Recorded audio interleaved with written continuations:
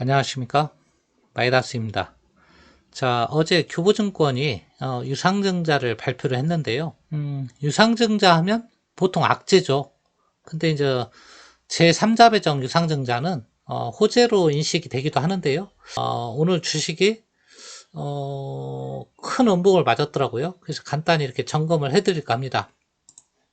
자, 뉴스가 떴죠. 어제 2천억 원을 유상증자해서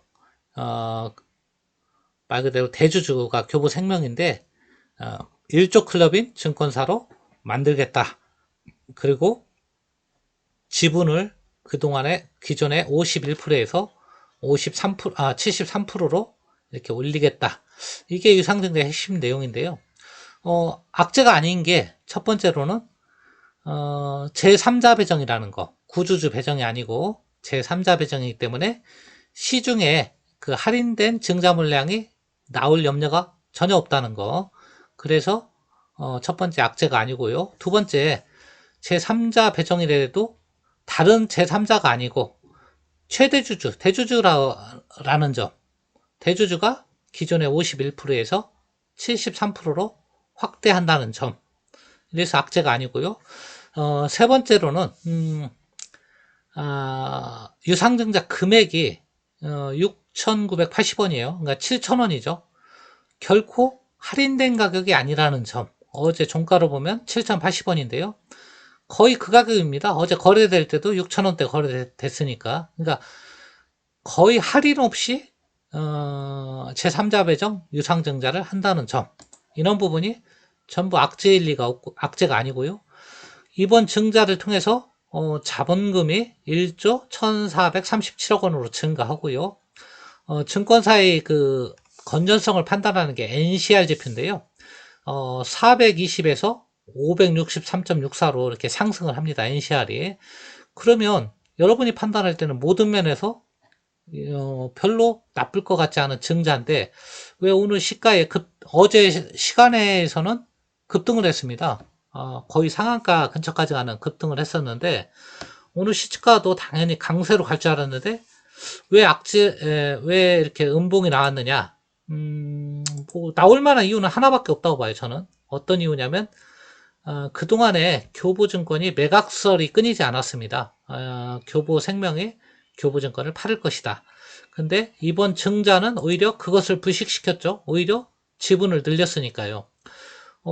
악재라면 이게 유일한 악재입니다. 팔아야 되는데 안 팔았다는 거. 근데 여러분 생각해 보시기 바랍니다. 지분율이 51%에서 73%로 확대됐다고 해서 여기 51에서 73%로 이제 확대가 되는 거죠. 이게 안 판다는 보장이 있습니까? 없는 겁니다. 팔 수도 있는 거예요. 지분 늘려놓고 팔 수도 있죠. 지분 늘려놓고 팔면 더 비싸게 받을 수도 있는 거죠. 지분 늘려놓고 건전성을 더 키우고 더 비싸게 받는 거죠. 옛날에 팔을 때는 자본금이 그냥 9천억으로 놓고 파는 거고 지금은 1조 1천억 원으로 놓고 파는 거예요. 나중에 받을 때 자기 지분만큼 더 비싸게 받으면 되니까요. 전혀 이렇게 올렸다고 해서 매각에 물 건너간 것은 아니다. 이렇게 보시면 되겠습니다. 자, 그러면 모든 면에서 악재가 하나도 없는데 왜 주가는 빠졌느냐? 글쎄요. 주식이라는 것은 사실은 분위기거든요. 악재가 부각되면 그 악재로 인식이 되는 거고요. 호재가 부각되면 호재로 인식을 하는 건데요. 제가 볼 때는 호재로 보입니다. 이 유상증자 발표는. 근데 주가는 거꾸로 악재로 인식이 됐다. 자, 그러면 들고 계신 분들은 이거 걱정할 게 없다. 오늘 빠졌지만 저는 이렇게 시장이 호황제가 조금 엇갈려서 잘못되게 반영됐을 때는 저가 매수의 기회일 수도 있다. 그 말씀을 드립니다. 왜 저가 매수냐고 말씀을 드리냐면 이 교보증권은 증권사 중에서도 증권사가 다 저평가된 종목이지만 거의 가장 저평가된 종목이라고 봐도 무방할 정도로 건실한 증권사다. 이렇게 말씀드리고요. 실적만 봐도요. 알 수 있어요. 자, 시가총액이 2,400억짜리인데 뭐 요즘에는 이런 재무 같은 거 잘 안 보지만 그것도 증권사 봐야죠. 영업이익이 1,000억, 순이익이 830억. 물론 작년에 실적이 좋았지만요. 그러면 800억이라고 치면요. 83, 24. 여러분이 생각하는 퍼 있잖아요. 퍼가 3밖에 안 되는 겁니다. 3. 퍼가 3입니다. 그럼 PBR은 높느냐? PBR도요. 지금 9천억이라고 그랬죠. 자본금이. 근데 2천억밖에 안 되니까 0.3밖에 안 되는 거죠. 자, 적자나는 증권사도 아니고 흑자나는 증권사고. 유상증자 발표 내용도 좋았다. 근데 주가는 거꾸로 빠졌다. 이런 때는 그동안에 이 주식을 바라봤는데 사고 싶었는데 올라갔다. 그런 분들은 저가 매수의 기회라고 보고요. 가지고 계신 분들은 좀 억울할 수도 있는데요. 이거 팔 이유가 전혀 없다고 봅니다. 악재가 아니다. 이 말씀을 드립니다. 자, 참고로 교보생명하고 교보증권의 관계, 그 다음에 교보생명과 FI 관계, 이 내용에 대해서 간단히 이렇게 설명을 드리고 마칠까 합니다. 자, 교보증권의 대주주는 교보생명인 것은 다 아실 거고요. 자, 교보생명과 FI 관계. 왜 교보증권이 자꾸 매물 얘기가 나오느냐. 이 FI하고 관계 때문에 그렇습니다. 지금 좀 법정 분쟁 중이에요. 자, 어떤 내용이냐면 간단히만 설명을 드리면 2012년도에 대우 인터내셔널이 가지고 있던 교보생명 지분 24%를 이 사모펀드, 그러니까 FI라고 하죠. 보통 재무적 투자가 이 재무적 투자가들이 대주주가 이제 신창재 회장인데요. 백기사 역할을 하면서 사준 거죠. 이 지분을. 그러니까 최대주주의 우지분이 되어준 거죠.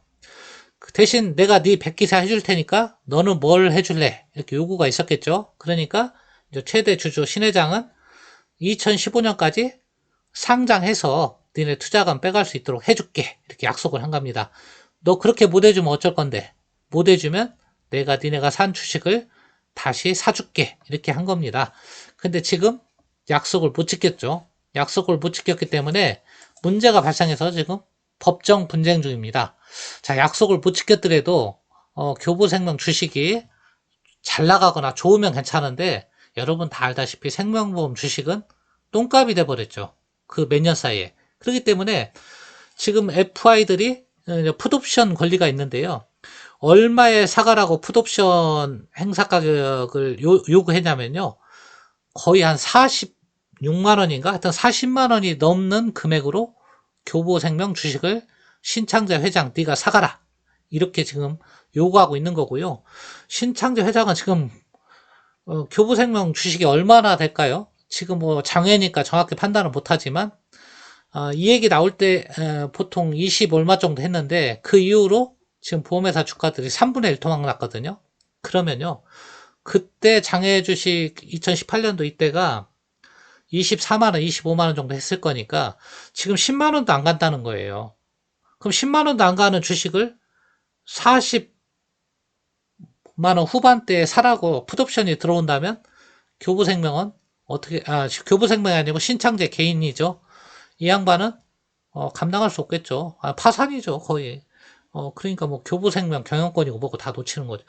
자, 하여튼 이런 분쟁이 있다. 그래서 뭐 이런저런 분쟁도 있고 그 다음에 교보생명이 지금 생명보험사로서 IFRS 17 자본금 확충 문제도 있고 해서 교보증권은 팔 것이다.